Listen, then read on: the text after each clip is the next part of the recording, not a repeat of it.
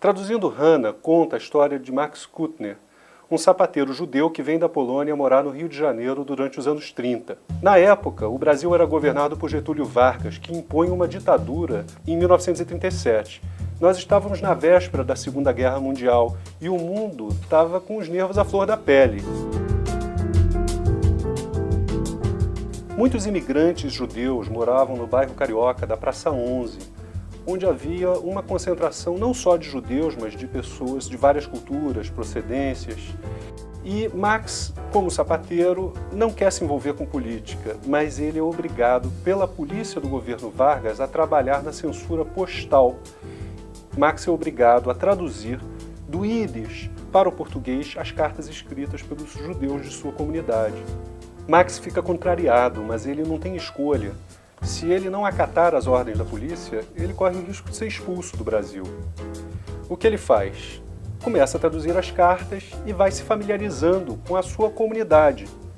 Um dia, Max se descobre interessado nas cartas que uma mulher que ele não conhece, chamada Hannah, escreve para sua irmã Gita. Hannah mora no Rio de Janeiro, Gita mora em Buenos Aires.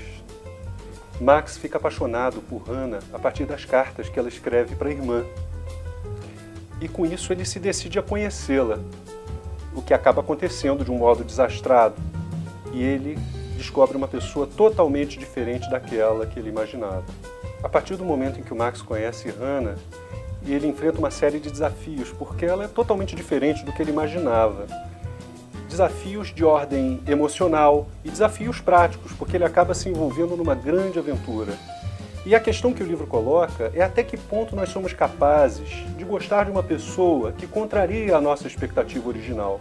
Eu fiz muitas pesquisas históricas, eu fui a bibliotecas, eu conversei com pessoas idosas, li jornais e livros a respeito daquele período e fiquei muito comovido com a emoção dos judeus que aqui chegaram. Eles vinham de lugares frios, de lugares empobrecidos, onde sofriam perseguições, onde viveram guerras e revoluções, para chegar num país rico, um país variado, com uma paisagem totalmente diferente daquela que eles conheciam.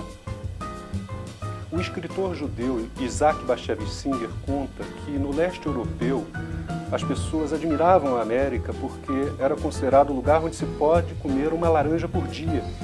Então eu fico imaginando o que representou para esses imigrantes chegar num país onde há tanta fartura, pelo menos no Rio de Janeiro, sem o frio severo que eles conheciam naquela região.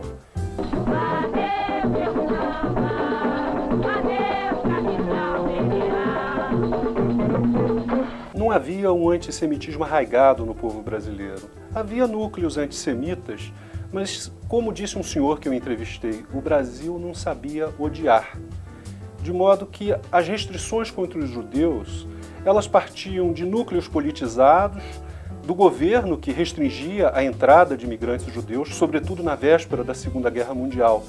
Mas as pessoas com quem eu convivi, inclusive os meus avós, os meus tios-avós, falam de um país essencialmente hospitaleiro. Os judeus eram especialmente vigiados pela polícia porque tinham fama de comunistas.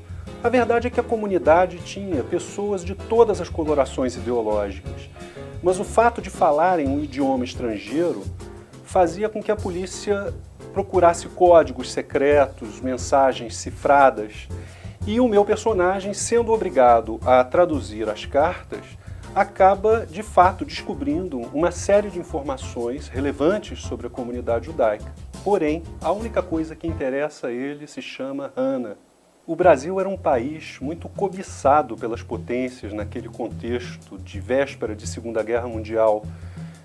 Nazistas, fascistas, comunistas, liberais norte-americanos vinham o Brasil com muita ambição por ser o maior país da América do Sul e a maior costa atlântica das Américas e do mundo.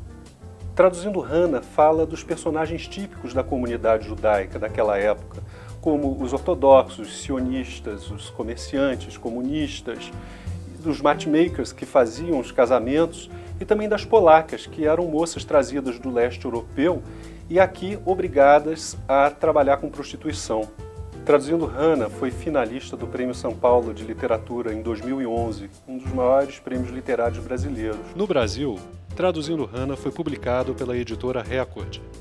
No exterior, o livro foi lançado na França, Alemanha, Itália e Espanha.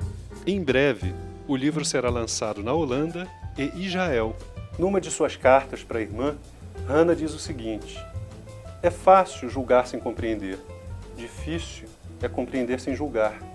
Eu diria que essa é uma frase fundamental da história.